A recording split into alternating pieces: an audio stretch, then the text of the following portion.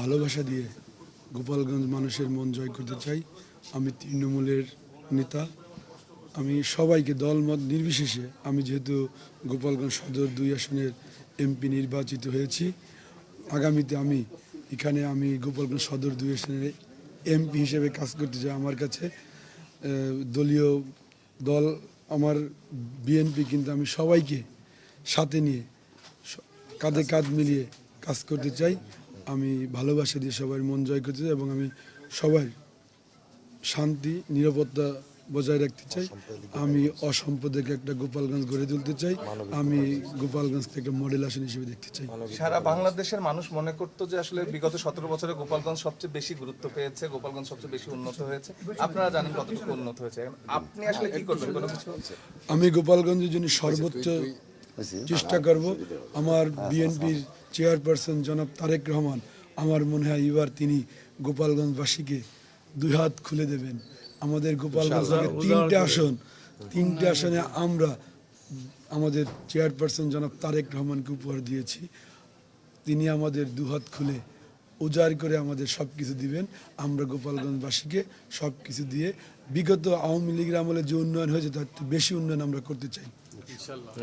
এখানে বলা হয়ে থাকে যে আওয়ামী লীগের এক ধরনের বড় ধরনের ভোটে প্রভাব থাকে, তো সেই প্রভাবে আসলে আপনি কিভাবে উচ্চালেন, মানে কারিশমাটা কি ছিল? দেখেন, আমি মানুষের দ্বারে দ্বারে গিয়েছি, আর মানুষ আমাকে, আমি একজন পেশায় চিকিৎসক, আমি এই 10 বছর যাবৎ গোপালগঞ্জের সাধারণ মানুষের সেবা করে যাচ্ছি। আমি প্রতিটা সাধারণ মানুষের কাছে যাই, বিভিন্ন মহামারী, দুর্যোগ এবং বিপদে আপদে যে কোনো সময় আমি সাধারণ মানুষের পাশে থাকি। আমি মানুষকে উপকার করছি, তার প্রতিদান এবার গোপালগঞ্জবাসী আমাকে দিয়েছে। গোপালগঞ্জ 2 আসনের ভোটাররা কি বিএনপিকে ভোট দিল না বাবু শেখকে ভোট দিল? এটা মানে আমার দলকেও দিয়েছে, আমাকেও দিয়েছে, কারণ দল যখন নমিনেশন দিয়েছে অনেক প্রার্থী ছিল, সব কিছু উপেক্ষা করে আমাকে এবার দল দিয়েছে ক্লিন ইমেজের প্রার্থী, ভদ্র প্রার্থী, সব কিছু বিবেচনা করে দল আমাকে সব কিছু বিবেচনা করে দিয়েছে। এই জন্য দলীয় ক্রেডিটই বেশি, কারণ দল আমাকে বিবেচনা করছে বুঝাই তো জনগণ আমাকে ভোট দিয়েছে। আর দল আমাকে বিবেচনা করছে আমার ক্লিন ইমেজ, ভদ্র মানুষ, এইটাই বিবেচনা করছে। আর জনগণও ওই দল যে কারণে মূল্যায়ন করছে, জনগণও আমাকে ঠিক সেই কারণে মূল্যায়ন করে আমাকে এমপি বানিয়েছে। জি, আমার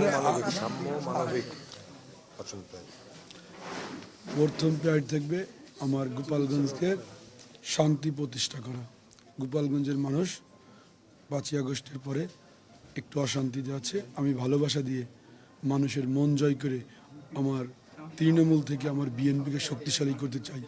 আমি যদি শান্তি প্রতিষ্ঠা করতে পারি, আমি যদি গোপালগঞ্জবাসীর নিরাপত্তা নিশ্চিত করতে পারি, গোপালগঞ্জ অসাম্প্রদায়িক গোপালগঞ্জ গড়ে তুলতে পারি, আমি এই সব কাজ করে সাধারণ মানুষের মন জয় করে আমি। যদিও প্রথম দিন একেবারেই এই প্রশ্নটা আপনার সাথে হয়তো আমরা যেহেতু ঢাকায় একটু কাজ করি এই জন্য জানতে চাচ্ছি যে এই কারণে যে এখানে আসলে অনেক ধরনের মামলা হয়েছে 5 তারিখের পরে, অনেক মানুষ আছেন যারা মনে করছেন যে আসলে একটা রাজনৈতিক দল এখানে এস্টাবলিশ হলে বা একটা রাজনৈতিক দল আসলে এক ধরনের স্থিতিশীলতা আসবে, আপনি সেটি মনে করেন কিনা? আমি অবশ্যই মনে করি। আমি যেহেতু দল মানুষ, গোপালগঞ্জের মানুষ আমাকে ভালোবেসে ভোট দিয়েছে, আমার দলকে মূল্যায়ন করেছে, এই জন্য আমি গোপালগঞ্জ মানুষের কাছে আমিও প্রতিদান দিতে চাই, গোপালগঞ্জ মানুষের পাশে দাঁড়াতে চাই। আর আমার বিএনপির চেয়ারপারসন তিনি খুব বলেছেন ভালোবাসা দিয়ে মানুষের মন জয় করতে হবে, হুমকি ধুমকি এইসবে চলবে না। যুগ বদলাইছে, সাধারণ মানুষের ভোটারদের মন মানসিকতা বদলাইছে, আর নয় তারা তো আমাকে ধানের শীষ প্রতীকে ভোট দিয়েছে। এই জন্য আমি তারেক রহমানের কাছে বলবো গোপালগঞ্জবাসীর জন্য উজাড় করে সব কিছু দেওয়ার জন্য।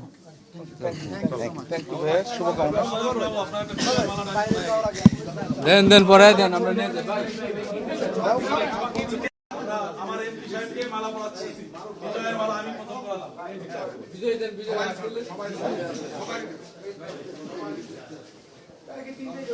হ্যাঁ, আচ্ছা, প্রথমবারের মতো বিএনপি মনে হয় কোনটা গোপালগঞ্জ আসন পাইল, 96 একবার পাইছিল, তারপরে আর পায় নাই।